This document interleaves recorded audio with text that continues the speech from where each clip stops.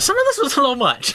I was even kind of fine to get funny up until then, like, oh, they're fucking a pig and like shitting on the walls. That's hilarious. And then they bring a kid in, and I'm like,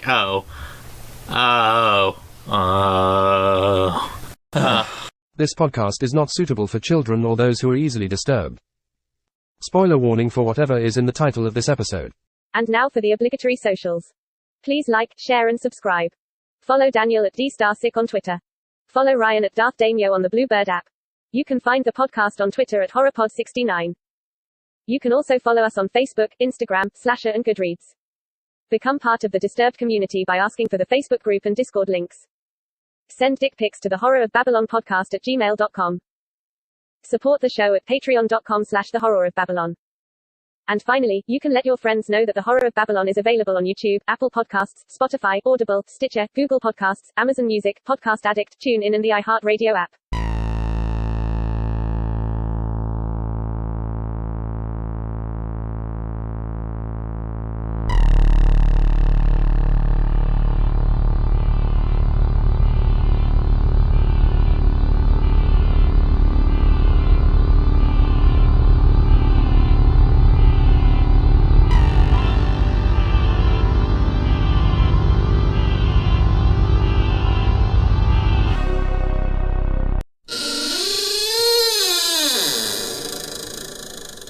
Welcome to the Horror of Babylon, episode 43, where we are discussing The Confederado, a Western horror tale of Mesoamerican Gore by B.L. Blankenship.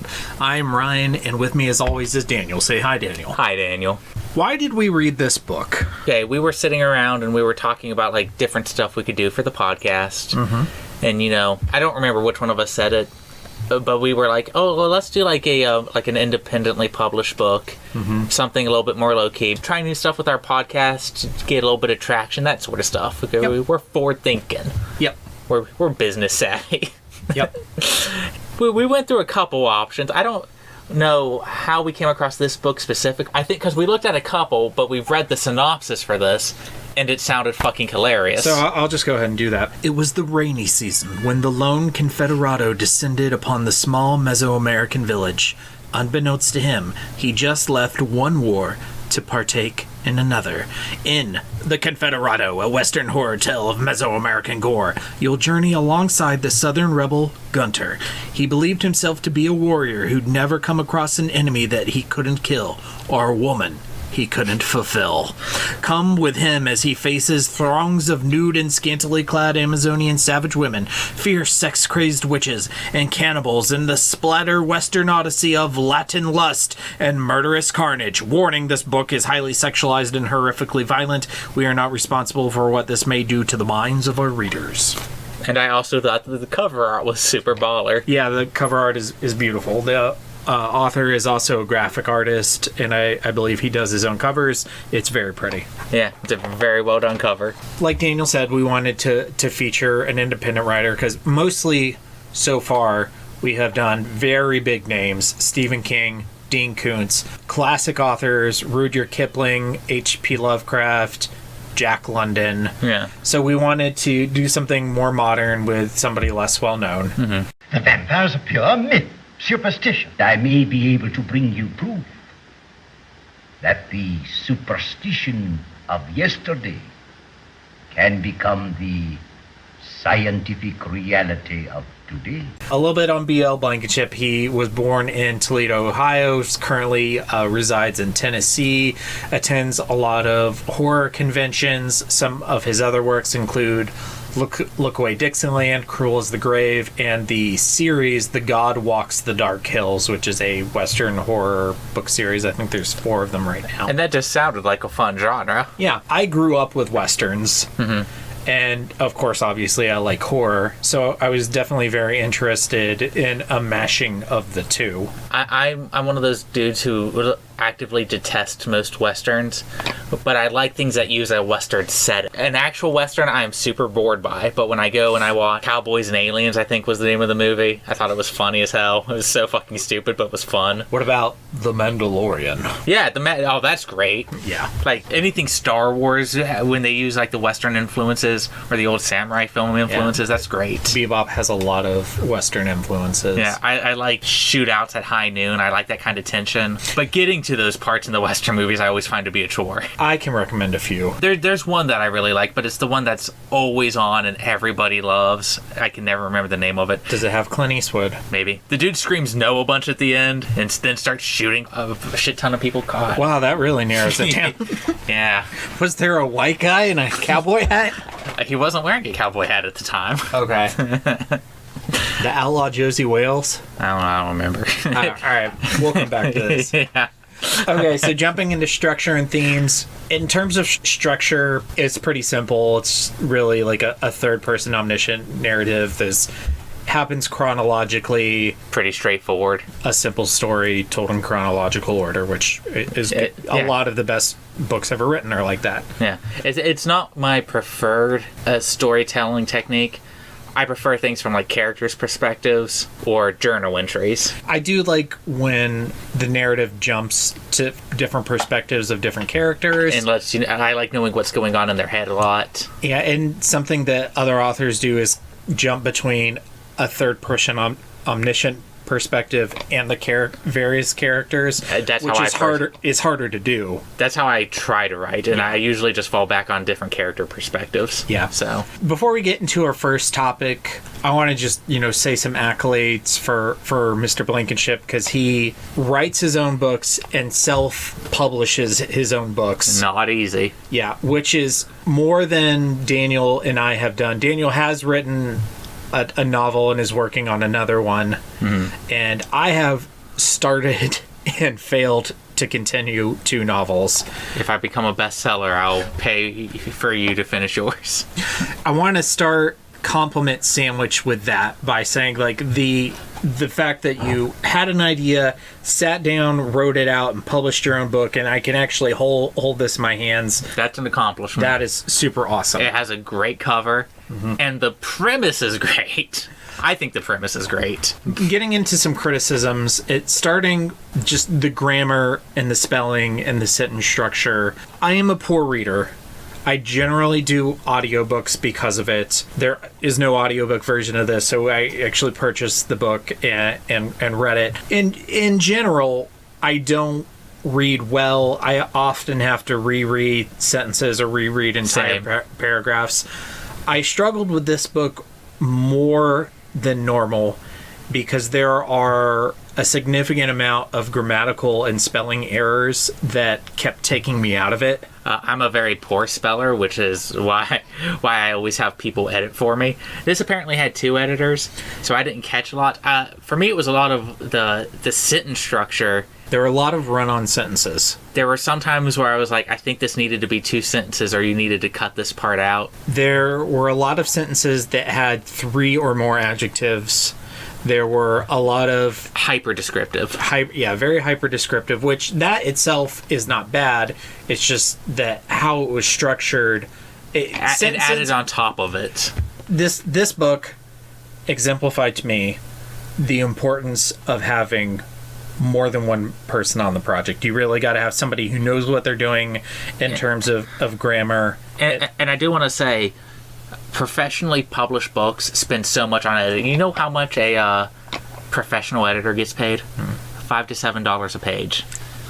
Imagine Stephen King's editor's paycheck. I could do that. Yeah, I could do that. Carrie, who's been on our podcast before, is the one who edited my book, who did the first round of edits. And I knew there was a bunch of mistakes. I knew there was a bunch of...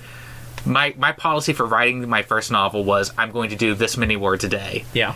And sometimes that led to problems. Well, I misspelled vicious every single time in this book. I know how to spell it, but I misspelled it every time. Part of it is you got to get it on paper. Yeah. You got to do it, or you're never going to do it. That was my policy for this. But I spelled viciously correct every time. And it's 181 pages long, so the word came up a few times. Yeah. And she's by no means a professional editor either. But I did tell Carrie, if I ever have her look at my book again, I'm going to at least pay her $1 a page. Yeah. Because she put in way more work than I thought she was going to. I thought I was going to have to go through, like, with a fine-tooth comb myself and, like, double-check every word. That's just something that big publishers, or even mid-range publishers, they have professional editors who just get paid just to do this. We think of, like, authors like Stephen King and all these, like, really big writers, but sometimes we don't think of their editors. Yeah. And how important that is. And this kind of reminded me of how important that is in a professional sense. And I understand he's self-publishing it. He's... Yeah. I'm sure he cannot pay an editor $5 a page. Yeah. Even an amateur one. Even at, like how many pages was this? Like 60 pages? The actual story is 75 pages with all the extra content. It's 98, I think. Yeah, so paying somebody like $5 a page, like you might be able to find an amateur one for like $1, $2 a page, but that's still a lot of money out of pocket. Yeah, especially when you're paying to publish it yourself. Yeah, which I'm sure is not cheap.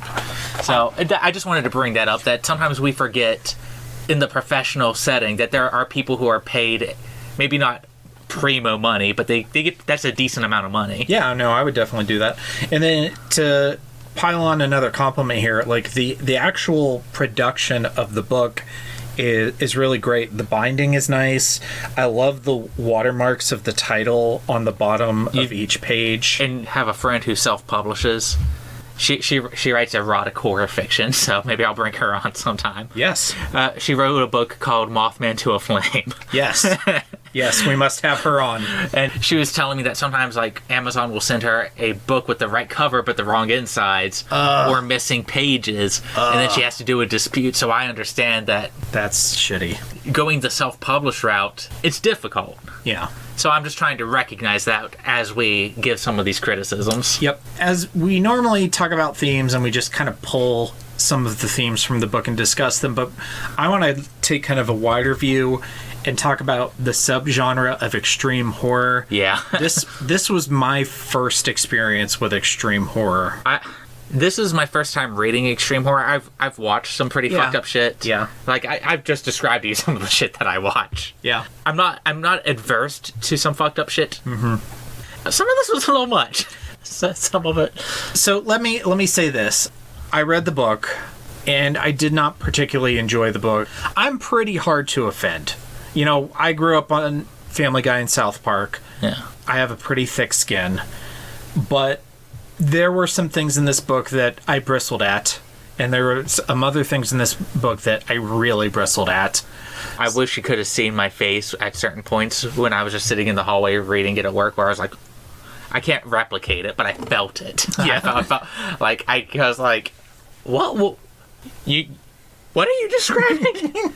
So, I actually did a little bit of extra research on this. I wanted to know, is what's in this book, is it typical of extreme horror, or is this Mr. Blankenship's like own kind of thing?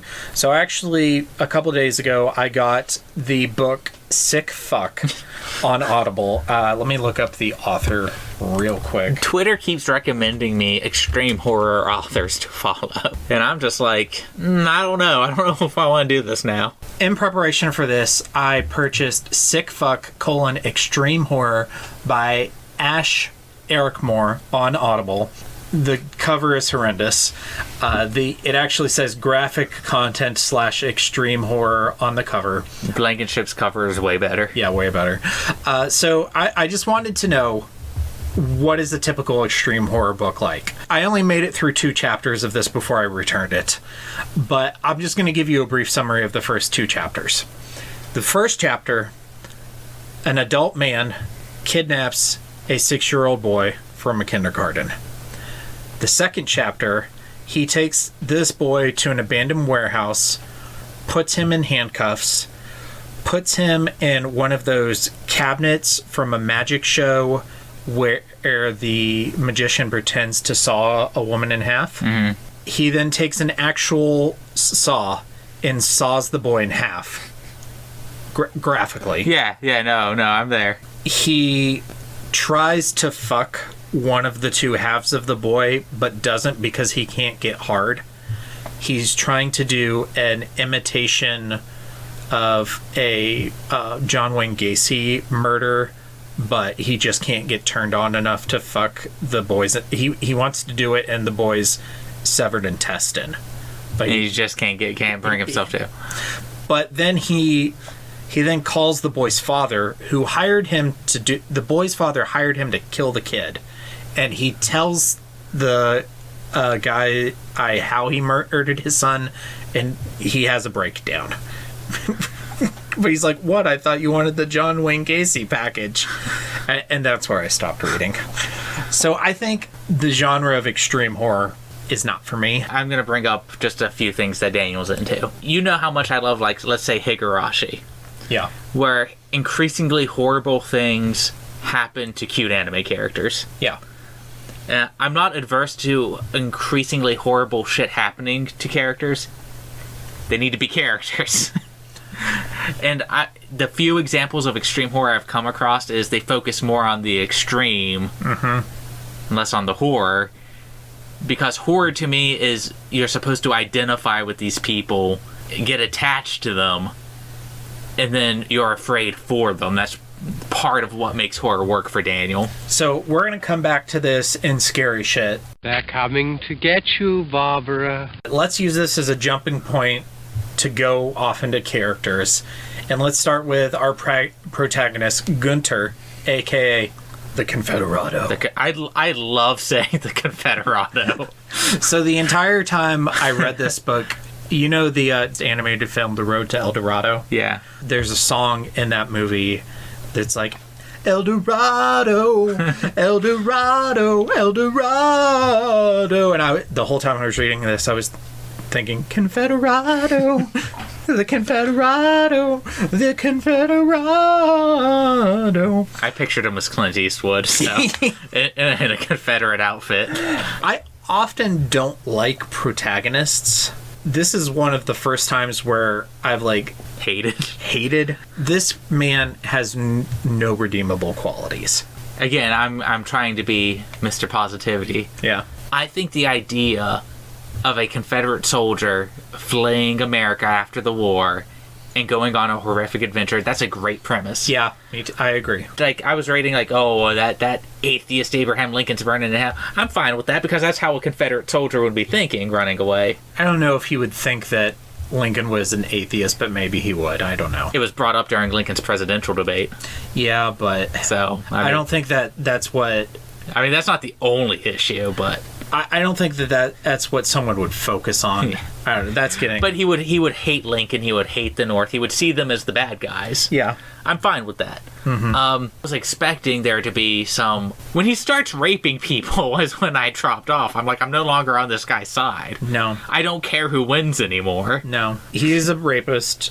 He's a murderer. There's worse people around him, but just because there's worse people doesn't make him a fun person to follow. He's also a racist and a sexist. There's a rather long, how do you say this? Preface? Is it preface? I always called it preface. I think both are acceptable. Okay. Is it caramel and caramel? Tomato and tomato. Yeah, whatever. Where he talks about how he wanted to structure this book more like a video game where you go from set piece to set piece. I see that. That I should have brought this up during structure. That works for video games. Yeah. It doesn't always work for novels. It can work, but it's kind of tricky because they're very different mediums. For me, part of the main issue is that there was really no story. It was just essentially that set piece to set piece, one act of horrific violence to another. I need to go kill this boss. I need to go kill this boss. Yeah. And in the preface, he brings up that he wanted him to be like Ash Williams. Williams, in some of his older movies, comes across kind of as a jackass. And in Ash vs. the Evil Dead, they focus on his negative qualities, but it's a gag. Yeah. And that's the thing, is like, we're in on the joke, but he also has other redeemable qualities. Like, he's not a hero, he is just killing the Deadites because they're trying to kill him. Yeah. And he wants to, fuck bitches and make a racist joke to his friend Pueblo. I don't actually remember the character's name, but in Ash vs. the Evil Dead.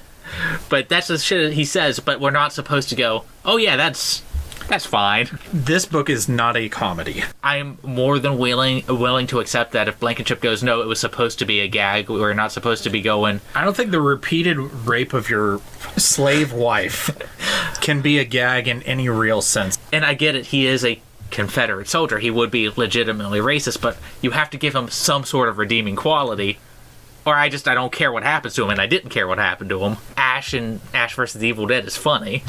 So at least I had that to go for me. What's great about Gunter is he shoots people and he rapes women. My issue with the depiction of Gunter is it's just like, there's no history in it.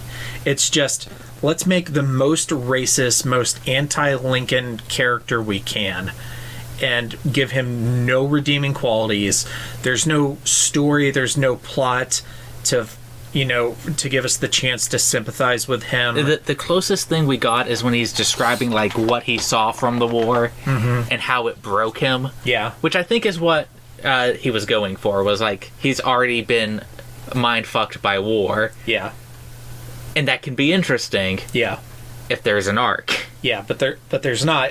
I think the video game explanation is really what it is. It's just going from one level to another, fighting one boss after another. It's Duke Nukem minus... Gunter doesn't have Duke Nukem's charm. Yeah. I think Duke Nukem has charm, but it's not for everyone. Yeah. I think he's funny, but I've also been called a variety of things. So a little bit in defense of the book, one of my big trepidations throughout it was like, does the author think that this guy is a good person? Does he think that Gunter is a hero? That was my biggest fear for like 20 pages. But then I think the end settles that and he's like, no, okay, the author knows that this guy is a terrible person. The only thing I don't know is did he realize that by the time he got to finishing it? There's a line in, I think it's the second to the last chapter, and I'm going to paraphrase because I don't have it in front of me, but it doesn't matter how many monsters a man slays, he cannot be a hero just by slaying monsters. Yeah. Which is like the perfect description of Gunter, because he kills a lot of terrible people, but he also kills just like a lot of regular people. He's not a hero just because he kills monsters. I think that line should have been at the beginning of the book. Yeah. Or something along those lines. Because when I'm first reading it, I'm trying to view him as a hero, and then he keeps doing worse. And I would have opened the book with that quote instead of a quote from Nathaniel Bedford Forrest, one of the founders of the Ku Klux Klan. Which, okay, the quote from Forrest is, "If one road led to hell and the other to Mexico, I would be indifferent which to take," which is on theme for the book because it takes place in Mexico and a lot of bad things happen. But if somebody is responsible for the formation of one of the most racist organizations in American history, I probably just wouldn't open my book with a quote from them. I don't know enough about the man. I think knowing just that should mean that I know enough about the man, but... Well, he was a general in the Confederate Army. Yeah.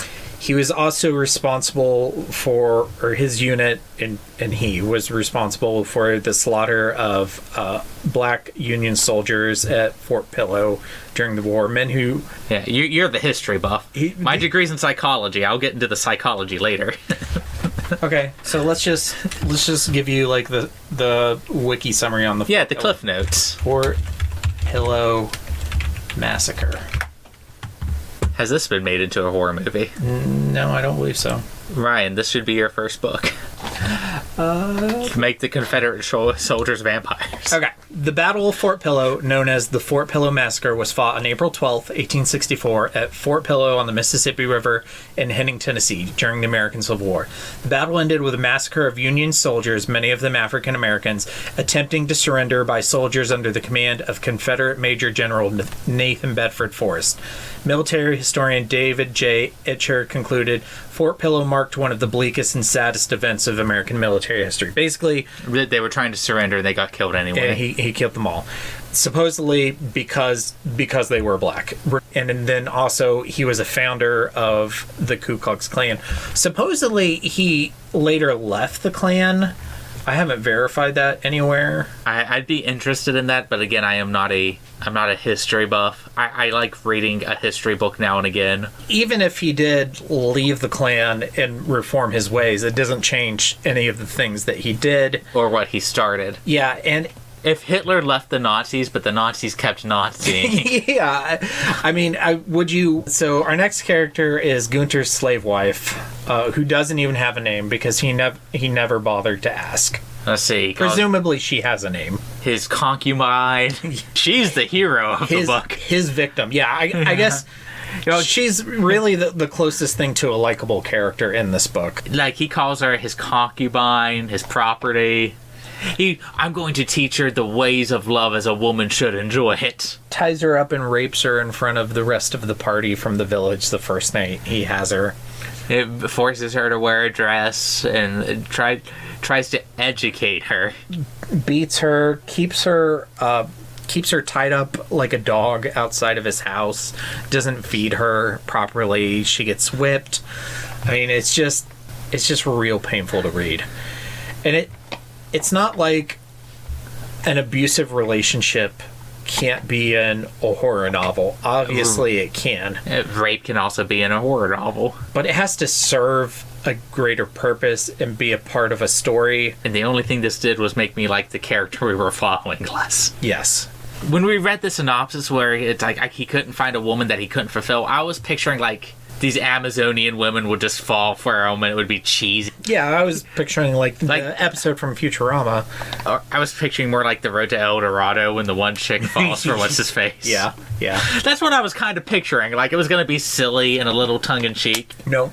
But he ties her to a tree and rapes her after he's gifted her after he kills the hermaphrodite leader of the Amazonian cult. Not exactly. We won't talk too much about quote-unquote the hermaphrodite, but that was not exactly the most sensitive portrayal. Yeah, that was not great. That's another case of Gunther just like outright murdering someone. Okay, yeah, maybe they kidnapped this kid, maybe they didn't, but you literally just went in there and just started shooting people with no information. I will be slightly fair. They were attacking the village on and off, and he just followed them back. I don't know. There was a group of indigenous people attacking the village. Yeah. Are we sure that it... I mean, I think it's supposed to be the same, but that part didn't so much bother me as, like, the description of the hermaphrodite. Yeah, that, like I said, that was not... I'm not sure how you sensitively depict the murder of a hermaphrodite, but...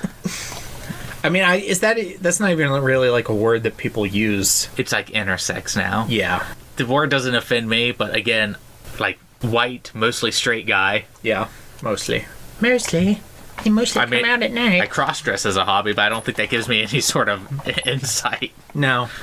You know. The one redeeming thing about this book to me was the end, that she gets to escape and murder Gunther at the end. And shove his testicles in his mouth. Yeah, which was just great. If this book would have been written by anyone else, he wouldn't have raped her.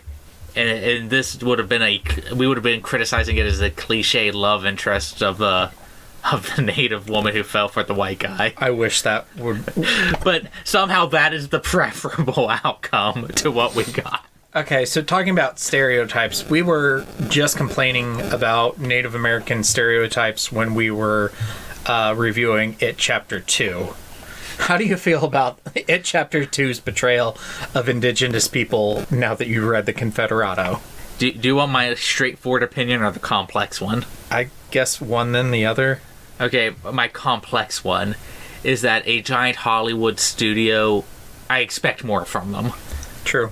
If an indie filmmaker wants to make a tongue-in-cheek splatterhouse blaxploitation movie, I don't give a fuck. I can laugh and enjoy this as long as everybody involved is having a good time. I don't think anyone is having a good time here.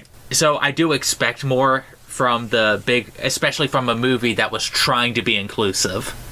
This wasn't trying to be inclusive. This was trying to tell, it straight up says in the the preface, he was trying to tell, this is doing for indigenous tribes what the Hills Have Eyes did for Wrong Turn did for West Virginia, and Texas Chainsaw Massacre did for Texas. And I'm like, okay. So in the preface, he says that part of the reason why he chose to place the story here is because of his appreciation for the actual area and how he and his son actually went there for research, and he did research on the tribes. And there are, I'm not going to pretend like there weren't tribes who did horrific shit. Just like I'm not going to pretend there's not a shit ton of horrific shit white people have done. Yeah, but there's no, like, real history or culture reflected in this story. Yeah, he didn't take a specific Mesoamerican tribe, represent their culture, which might have been violent.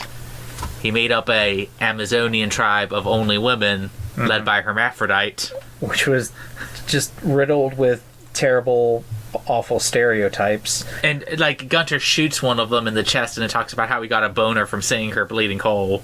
Again, that sounds in line for extreme horror, which I think we've established is not for us. No. I have an example of a movie where a guy wanted to tell a super stereotypical story of a way like a tribe doesn't really act like this in the area.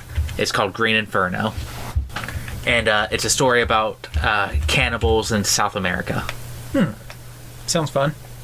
Okay, that's kind of a big stereotype. There might be actual cannibalistic tribes in South America still. I don't know. But it's not super good. There are a lot of still like native tribes down there. Mm-hmm. He went and he hired a whole native tribe, paid them wages to portray them. And I'm like, okay, you're paying them to be the stereotype, but at least everybody's involved and represented in some way, and it's just a movie, and you can see it's just a movie. And they're getting a paycheck. Here, it's one dude's story of a made-up tribe, and that's not his fault necessarily. It's just that I feel this is one of the rare cases where a book doesn't have that same option. We're two white guys talking about insensitive portrayals of women, intersex people, and indigenous people. And I'm trying to be and Ryan knows I don't give a fuck about being sensitive half the time. This book made me want to be more sensitive. Yeah, exactly. But I feel like if anybody from one of those groups started reading this book, they would be put off. And I gave part of it to my partner, Beck. I let her read, just like, I was like, oh, okay, just read this paragraph. And she just like, why are you reading this? This is terrible. Why? Don't review this book. I'm like, okay, well, that's true. Oh, we need content. We paid for the book. We read the book, so we're going to make content out of it. Yeah, this was $9. Yeah. The witch. I don't even remember her name. Isadora and her two kids. She both had. Okay, so here's one thing. Gunter is literally murdering people, raping his quote-unquote wife, but then it's established that he's a racist. He's a racist, a murderer, and a rapist. But then all of a sudden he meets a person with an intellectual disability, and he becomes super sensitive. Like, oh, I gotta try and have like a friendly conversation with this guy without talking down to him too much either. Yeah, I was like, if you would have minused the rape and had that, it would have been perfectly fine, I guess. But it was just so weird and out of place. And I'm not saying that I wanted Gunter to go in there and be like, hey, R-word, what's the matter with you? What? We need to straighten you up, R-word. Yeah, he's going to say it with the hard R. Yeah, and he got hard as he called the kid it was just weird. It's also kind of weird because Gunter's technically raped here. You know, he gives consent, but he gives consent under the influence. Yeah. So technically, there's no depictions of consensual sex in this book because it's all rape. He's talking about how he still feels her juices on his cock. Oh, God. Take a shower. That stuff made me laugh. I was like, if it would have been more stuff like that, if we would have skipped the sex slave wife and gone straight into this, I might have been able to laugh with this book a little bit more. My issue is, by that point, I was so checked out. Yeah, that's what I'm saying. That I couldn't enjoy that. Yeah. But there's like little glimmers of stuff where I can go, okay, I can see what you were going for in this spot. I'm going to literally chain my quote-unquote wife to the wall so that she can watch me have an incestuous three-way with a mother and a daughter. Isn't that on your bucket list? Yes. It certainly is. And then one of them goes and, like, does stuff to his wife while he's doing stuff with the other one to quote-unquote train her. Training you to please your man. The Butcher. Like, what the fuck, like, was even going on with this character? I don't even... He was the next boss, Ryan. After, like, all the stuff, Lady Isadora and her two kids... So he gets kidnapped by these indigenous people, and he goes to this, like, underground cave society that's run by the Butcher. I had a hard time following what was going on in that segment of the story. It's some sort of religious cult that's not really explained. It's just the next level. And he was supposed to be like the big bad, but the big bad was really... even further, he's next level, and then that's who he fights at the end. The Necromancer. Yeah, which... came out of nowhere. Yeah, it came out of nowhere, and I was just way super checked out by that point, and really just trying to get through it to finish it. You know how much I love Zack Snyder movies. Mm-hmm. Like, unironically, I love his movies. I get made fun of it all the time. I'm fine with it. But one of the criticisms that I hear about him all the time is... he doesn't focus on stories, he focuses on scenes. Like, this would look cool in a movie. Yeah. This book kind of does that. It's like, it would be really cool to fight a dude in an underground cave. I guess... it'd be really cool if he fought a necromancer.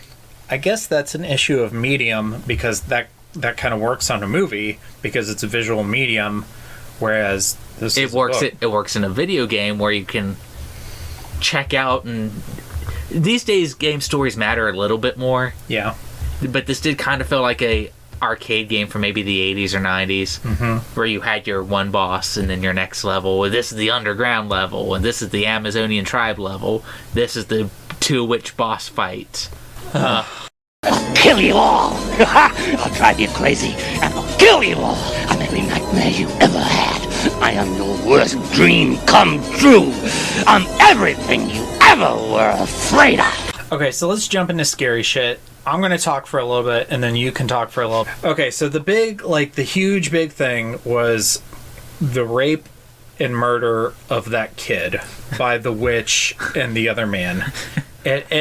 Just real quick, that was the priest's son, and the twist at the end was that the priest knowingly gave his kid to the witch. No, it's the sheriff's son. It was the sheriff's son. Okay, who did it? Because the priest's son came out of the cave. He was the one who got rescued. Came back wrong, and then the mother strangled him at the end. Yeah, that's right. She pet cemeteried him. Didn't he come to Gunther's house and Gunther shot him? Yeah, no, that was it. And then the mother killed herself. Yeah, the mother killed herself, and then the slave wife killed Gunther. Okay. Yeah. Okay, so that was like the really big jumping off point is where two of the characters. One of them's just not even named. He's just a dude there for a favor. A dude. Yeah. He rape and murder a child. We have to summon a Nephilim. Yeah. There's a Nephilim in here now too. And a pig. They rape and murder a pig. Graphically. They smear shit all over themselves as they fuck each other. Okay, I got to tell this fucking story. Go ahead. Okay, so one of the things that happens in this book, and I was describing it to one of my friends as I was reading it, is they remove every tooth out of this kid's head, fuck his face, and use the blood as lubricant. And I'm explaining this to one of my friends. He goes, "That wouldn't work. Blood coagulates. It's not going to be a good lubricant." I'm like, Nick, why are you telling me that? Like, why is that your response to what I just told you? So I have the page here because I have it marked because a bird shat on it while I was reading. Yeah, you have the one dirty page. Daniel isn't a person who normally advocates trigger warnings, but here is your trigger warning. I do advocate trigger warnings, but okay, so if you are triggered by the rape and murder of a child graphically, hop off, because I'm going to read like 3 paragraphs here. If you're aroused by it, unfollow us. Yeah, unfollow us immediately. I've never been more soft in my life. And so the perversities began. The man first began with her, then came to the hog, and back to the godless Wiccan whore again. It went on for hours. the eating of human excrement, consumption of strong hallucinogenic drink, and things so profane that they dare not be uttered by word or pen. But we're going to do it anyway. Yeah. If If it would have stopped there, I would have been fine. yeah, because then it leaves it up to your imagination. Yeah, and like I already thought it was kind of far, but I'm like, okay, they're doing some. This is what I picture a stereotype devil worshipper doing. Yeah. There the two of them began to retch vomitously and explosively discharge their stool about the lining of the walls and corners of the room. I put it down there, and I came back like 10 minutes later. Thick smoke of odd yet aromatically redolent incense concoctions burned and swirled around them, springing up to the ceiling and lightly clouded the air with vapor. That was one sentence. Where the two of them had cut themselves in an act of sacrificial bloodletting, they sought to invoke the presence of the ancestral spirits upon Donna Isidora de Leon, which likewise were signified by their chants and prayers. That was another sentence. During the 4th hour, as instructed by his mother, the fool, Angustius, escorted a trembling young boy to the door of that unholy place. He knocked 4 times, and the witch brought him in. In complete terror, the child made little noise but for the tears. Heavily drugged the child, they extracted the child. They extracted the boy's teeth and then forced him to perform oral sex upon the man. The blood flowing from his gums acted as a lubricant. Which apparently doesn't work. I've never tried. Then her guest and she strangled and raped the child, tearing his anus in a back and forth process that would go on for several hours late into the night. The whole time they'd cried out their demonic false gods, powers, principalities, and rulers of darkness in high places, eventually leaving the boy's half-dead body unconscious on the floor. The couple would eventually slash the throat of the pig open with a seashell blade, thereafter allowing its blood to pool up and creep across the sand, soil, and sodden clay of the riverbank that lined the floor until its body was completely drained. Blech. At that time, though the candles were lit, a vast darkness would befall the room as the disembodied spirit of the Nephilim entered it and into the witch, who then spoke and encased its will upon the Hispanic man through her. Such were the events within the room of light and shadow where Isidora de Leon, her client, the child, and swine dwelled. Which could not be uttered or put to pen. That's where like my face did that thing that I keep trying to show you, but I can't replicate it because I can't get shocked by it twice. My general philosophy of life, summed up into one sentence, is let people do what they want as long as it doesn't hurt anybody. Same.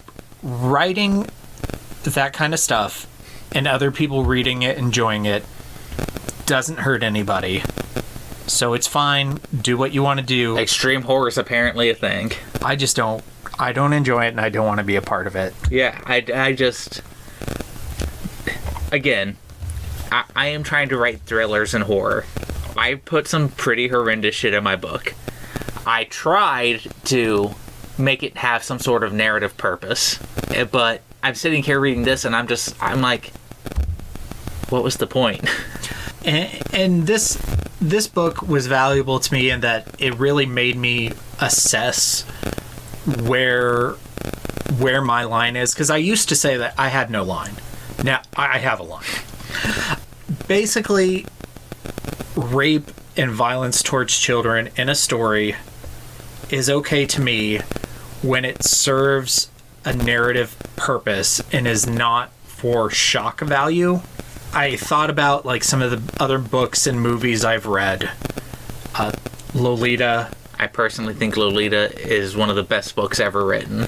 The Library Policeman from Stephen King. Haven't read it. Apt Pupil from Stephen King. Haven't read it.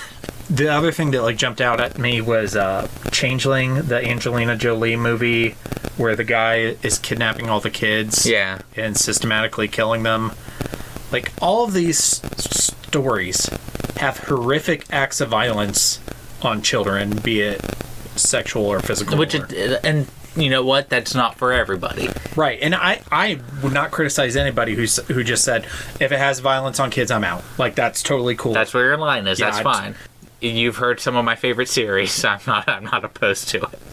Using The Library Policeman as an example, it's a story, it's a Stephen King novella about a guy who returns a book to the library late, and the library policemen come after him for not returning the book on time.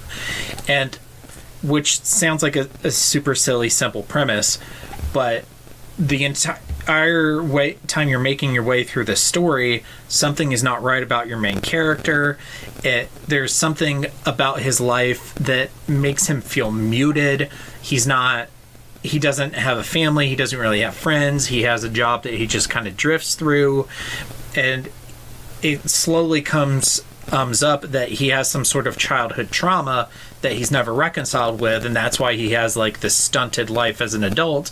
And at the end of the book, spoiler alert for The Library Policeman, he realizes that he was raped in a library, and Stephen King writes this graphic depiction of the rape of a small boy, literally with the penetration into the anus all the way up to the ejaculation. And it is really hard to read, and it's super hard to get through, and it's like on the level of Bev and all the kids in the sewer, like that level of cringy. Sex pervert. Yeah. But it does serve a purpose to the story and to this character that you've spent 200 pages with and have some sort of attachment to. But this, what I just read, is just pure shock value. Yeah. And I believe you described it as pornographic. Yeah. And I'm gonna be nice here. If you enjoy this, fine. You go buy the Confederado. Go buy extreme horror. Yeah. Daniel has apparently found a subgenre that I just really can't get into all that much. Which is fine. I mean, as long as you're not like beating off to it. If you're beating off to it, you probably need psychiatric help. You definitely need it. You just described like half of my patients. But I mean, if you just enjoy extreme horror, that's fine. That's cool. No judgment. Like, it's not for me. And jump Lolita. Like, Lolita is a book that some people can just not read, and I don't criticize anybody for that, because that is a hard book to get through. It's, if you've lived under a rock and you've never heard of the book or the film Lolita, it's about a pedophile who falls in love with, is she 13 when they meet? I think I'd have to either reread the book or watch the movie. He quote unquote falls in love with her and eventually builds a relationship with her to the point where he does have sex. He rapes her. He marries her mother just to be close to her. Yeah, it's not consensual. She does say yes, but because she's a child, she cannot give consent. So you also got to remember this all comes from his perspective. Yeah. Lolita is the classic example I go to for unreliable narrator. You're not supposed to relate to this guy. No. He's the not good. But every time I describe this story, people are like, why would you read that, Daniel? I'm like, he's the bad guy. He's just... Yeah. He's a protagonist and he's a bad guy. He's a protagonist villain. But unlike Gunter, like, you spend so much time with him and you learn so much about him.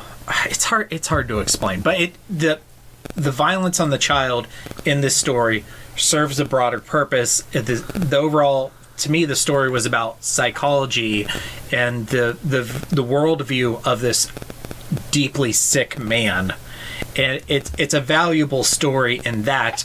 But like I said, if you just can't read the book because you can't deal with that kind of violence on kids, I totally get it. Get it? Yeah, that is fine.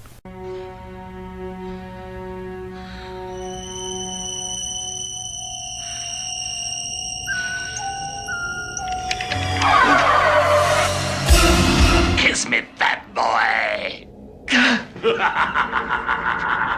So what I had for Kiss Me, Fat Boy is something we already addressed, that there's no realistic depiction of sex, and there's no depiction of consensual sex in this book at all. Somebody fucks a pig and then a child. Oh my God. Sweet Home Alabama. Oh, hey, Sweet Home Alabama. There's a mother-daughter threesome. So there's also incest. Yeah. Do you think the sun got to smash? No. Well, I like how you had a wow. I wouldn't be surprised, honestly. Yeah. Oh my God, are you Stephen King? No, I'm Dean Koontz. Oh.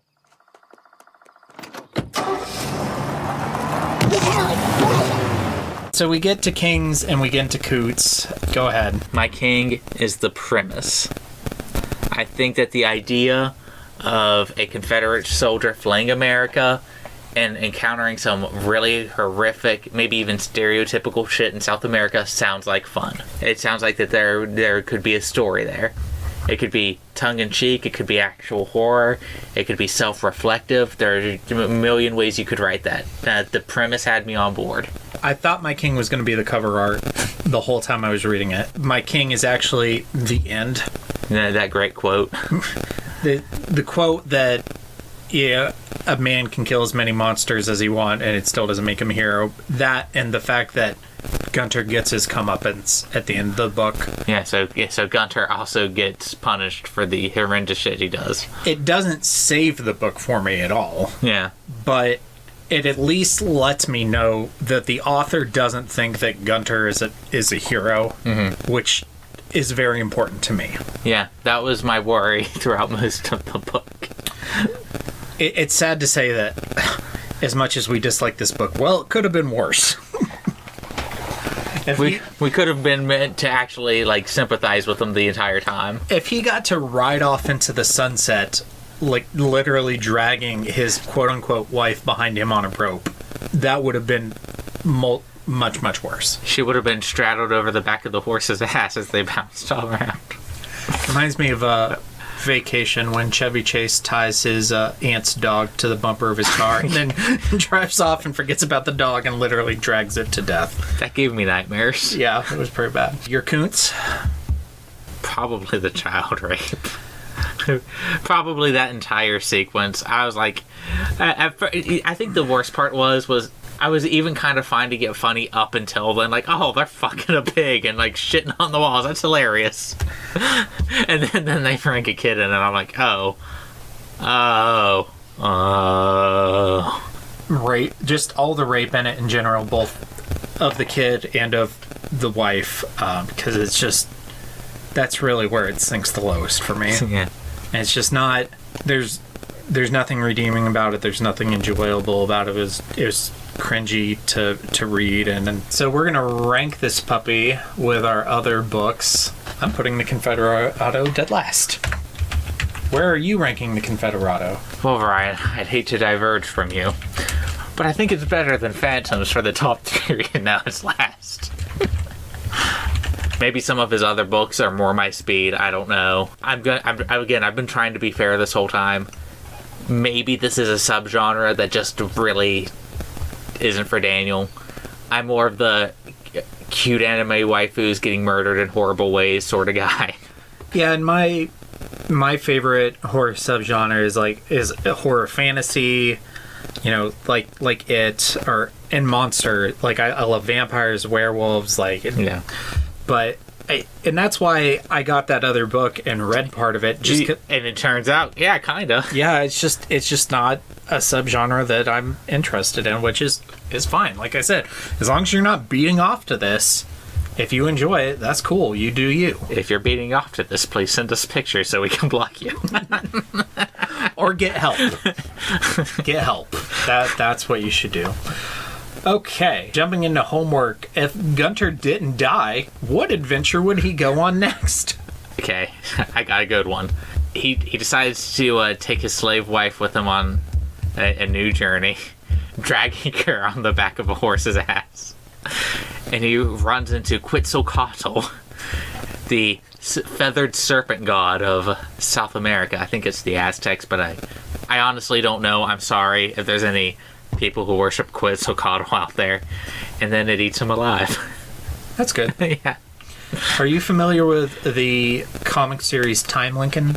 No.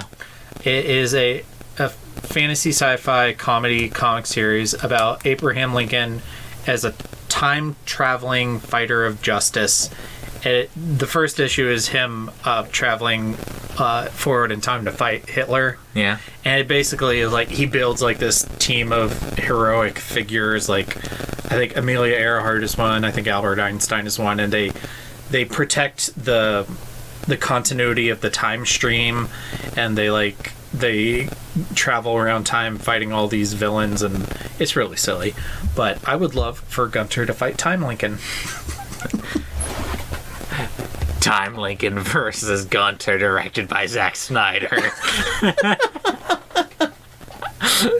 That'd be great. Tell me, Lincoln, do you bleed? You atheist. Didn't he call him like a white supremacist? Yeah. Yeah. I don't know. Maybe there's a historical reason for that comment. I don't know. He was actually, when he first got into politics, he was a moderate on slavery. He didn't really become. He didn't identify as an abolitionist until like after the Civil War started, and he decided to make the war about slavery. Because in the early part of the war, he and his administration were concerned about Great Britain or France allying with the Confederate States Because they wanted the cotton. Yeah, exactly. Yeah. That's one of the few things about the Civil War I know. They decided to make the war about slavery so that European powers could not ally themselves with the South, because they had all abolished slavery way before the United States did. Yeah, and they just piggybacked off of it. Yeah, exactly. Yeah. And that's how the the Emancipation Proclamation came about. Is it said that all slaves in states currently rebelled against the United States would be free as of this day, and people at the time are like, oh, he's doing this to free the slaves, and that's great, and it's wonderful, and it was good. No, obviously it's amazing, but like the motivation behind it was to deter European powers from allying themselves with the Confederate States. Because how could they do it now? Yeah, exactly. You're our history buff. How accurate was the movie Lincoln? I mean, I felt like it was, but I saw it. I've only seen it one time. Was it with me? Because we went into the theater to see it together. I think, was it you, me, and Sam? Yeah. Yeah, okay. That's the only time I've seen it. I remember thinking it was very accurate, at least to my knowledge. The Civil War is not my big... A lot of people like the Civil War. And I'm not saying... my favorite war. I think I told you this. I really want to get into World War I. I would love to read more about it. Yeah. But... I love... All Quiet on the Western Front is one of my favorite books. I think maybe I'll add that to my Audible, because I was thinking of canceling it till our next book. Our question for the listeners: if you have any extreme horror titles that you think, I mean, I'm not really interested in reading more, but if there's one that you really think is like, oh, this is so well written. This is the It. This is the Shining. This is the Pet Cemetery of extreme horror. Yeah, this is the penultimate. Yeah. Then please let us know. I'm going to be honest here. Before I actually read some extreme horror, because of this book, I was like, oh, that must be like Clive Barker, because he writes some really fucked up shit in his books. And then I was like, nope, not at all, not really. Thank you for joining me tonight, Daniel, and thank you for reading The Confederado. I was going to dress up as a Confederate soldier for this, but I didn't think it was worth it. Yeah, not so much to spend money on. All right. Well, thank you, everybody, for listening. Stay tuned for our socials, and stay scary. Stay scary, everybody. And now for the obligatory socials. Please like, share, and subscribe. Follow Daniel at dstarsick on Twitter. Follow Ryan at Darth Damio on the Bluebird app. You can find the podcast on Twitter at HorrorPod69. You can also follow us on Facebook, Instagram, Slasher, and Goodreads. Become part of the Disturbed community by asking for the Facebook group and Discord links. Send dick pics to the Horror of Babylon podcast at gmail.com. Support the show at patreon.com/the Horror of Babylon. And finally, you can let your friends know that the Horror of Babylon is available on YouTube, Apple Podcasts, Spotify, Audible, Stitcher, Google Podcasts, Amazon Music, Podcast Addict, TuneIn, and the iHeartRadio app. Stay scary.